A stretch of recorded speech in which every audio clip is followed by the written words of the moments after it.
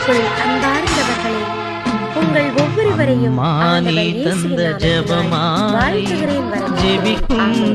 இன்றைய நாளுக்கான இறைவார்த்தை உணவு திருப்பாடல் 34:10. சிங்கக்குட்டிகள் உணவின்றி பட்டினி கிடப்பு நேர்ந்தாலும் ஆண்டவரை தேடுவோர்க்கு ஒரு நன்மையும் மன்றாடும் நலன்கள் உடனடைந்தோ, அன்றாடும் போதே உயர்வடைந்தோ, மன்றாடும் நலன்கள் உடனடைந்தோ. மானே தந்த ஜெபமாலை ஜெபிக்கும் நாளெல்லாம் சுபவே.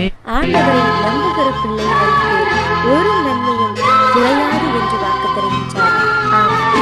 அன்று மோசே ஆண்டவருடைய இறை வார்த்தைகளை உணவாக பெற்றுக் கொண்டார்.